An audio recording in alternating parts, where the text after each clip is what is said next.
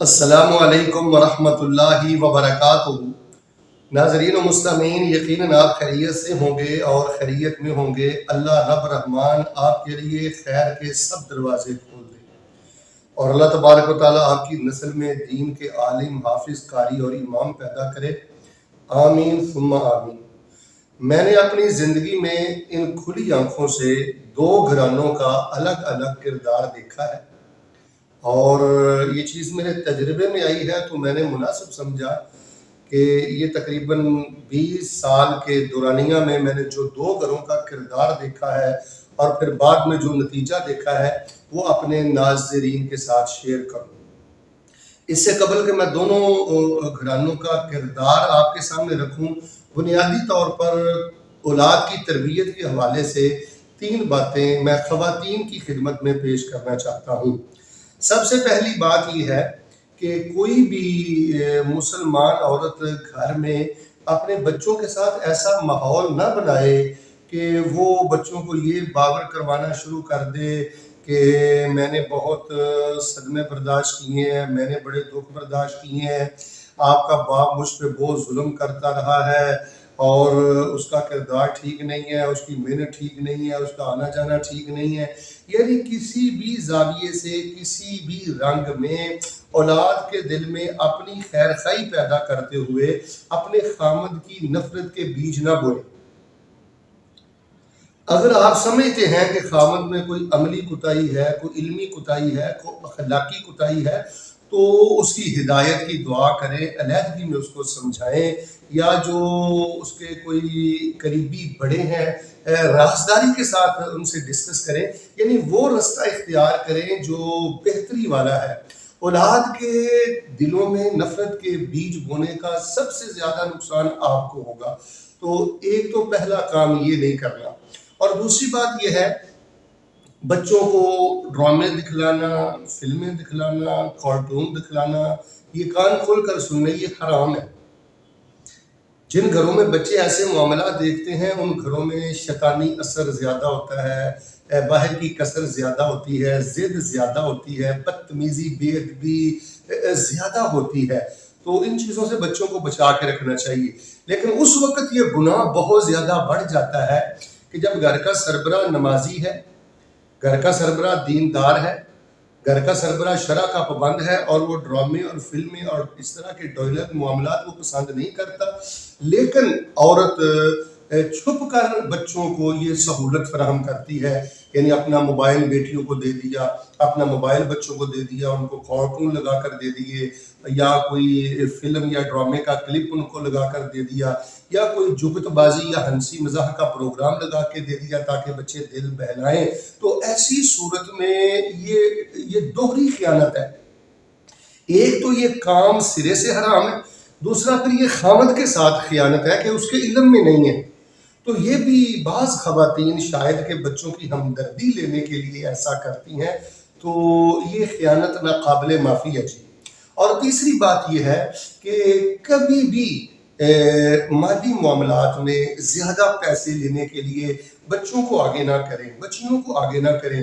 یہ بھی دیکھا گیا ہے اور یہ شکایت موصول ہوئی ہے کہ گھر میں ایک مناسب عرف کے مطابق اعتدال کے ساتھ خرچہ دیا جاتا ہے، لیکن بچوں کو آگے کر دیا جاتا ہے، بچیوں کو آگے کر دیا جاتا ہے، وہ جھوٹ بولتے ہیں یا وہ ضرورت سے زیادہ نجائز کو مطالبات کرتے ہیں، پھر وہ گھر کے سربراہ سے، خامد سے یا والد سے پیسے بٹور لیے جاتے ہیں اور اس کے بعد خوب انجوائے کیا جاتا ہے۔ تو ایسا معاملہ بھی نہ کریں۔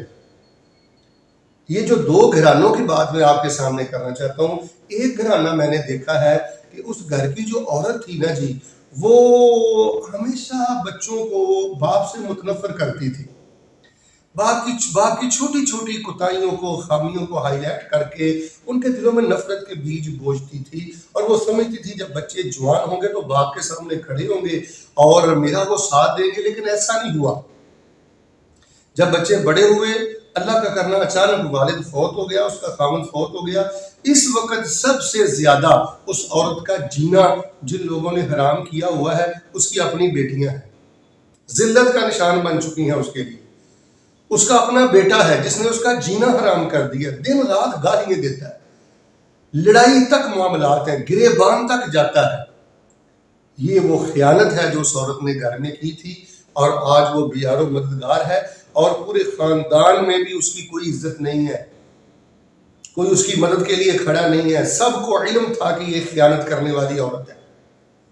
تو اس لیے میں خواتین اسلام کی خدمت میں گزارش کروں گا کہ ازدواجی زندگی میں اگر خامد کے ساتھ کچھ ایسے معاملات ناموافقت والے بن بھی جائیں تو کبھی بھی بچوں کے دل میں نفرت کے بیج نہ بوئیں، ایسی فیور نہ دیں، ایسی اجازت نہ دیں جو خامد کی طرف سے نہیں ہے. ورنہ یہ میں نے کھلی آنکھوں سے جو گھر دیکھا ہے، میں نے آپ کے سامنے یہ اپنی 20 سالہ زندگی میں جو ایک نتیجہ میں نے اب دیکھا ہے وہ میں آپ کے سامنے رکھ رہا ہوں. اور دوسری بات جو آپ کے سامنے دوسرے گھر کی کرنا چاہتا ہوں، یقین مانیں اس گھرانے کو میں نے دیکھا ہے کہ بچے جو بھی حرکت کرتے، دن کو گالی دیتے، یا کوئی بیٹا کہیں سے لیٹ آتا، وہ فوراً رات کو ساری رپورٹ اپنے خاوند کو دیتی تھی. اور پھر وہ والد جو تھے وہ پٹائی بھی کرتے، سرزنش بھی کرتے، سختی بھی کرتے، ڈانٹتے بھی، اور کسی وقت سخت سرزنش کرتے. اب کیا ہوا ہے، اولاد جوان ہے، خامد اس کا فوت ہو گیا ہے، والد فوت ہو چکا ہے، لیکن سب بچے نمازی ہیں، سب بچے دیندار ہیں، سب بچے صوم و صلات کے پابند ہیں، سب بچے جو ہیں وہ اللہ کے سامنے جھکنے والے ہیں. گھر میں حیا ہے، دین ہے، نماز ہے، غیرت ہے، عزت ہے، پردہ ہے. اور یہ جو گھرانہ پہلے میں نے بیان کیا ہے، وہاں پردہ بھی نہیں ہے، عزت بھی نہیں ہے، نماز بھی نہیں ہے، دین بھی نہیں ہے. صرف عورت کی خیانت نے ایک پوری نسل کو تباہ و برباد کر کے رکھ دیا. تو میں خواتین اسلام کی خدمت میں گزارش کروں گا کہ وہ عورت جو اپنے خامن سے چوری بچوں کو ڈرامے، کارٹون اور یہ آوارگی والا ماحول گھر میں دیتی ہے اپنے سیل کے ذریعے، اپنے موبائل کے ذریعے، وہ کان کھول کر سن لے. وہ اللہ کی بھی مجرم ہے، رسول کی بھی مجرم ہے، خامد کی بھی مجرم ہے، بچوں کی بھی مجرم ہے، پورے خاندان کی مجرم ہے. اور یہ خیانت اس کو کبھی معاف نہیں ہوگی، وہ دنیا میں خود اس کا خمیازہ بھگتے گی. اس عورت نے یہ جو حرکت کی ہے، اور جو میں تقریباً 15 سے 20 سال سے دیکھ رہا ہوں، یقین مانیں اب اولاد نے ہی اس کو عبرت کا نشان بنا دیا.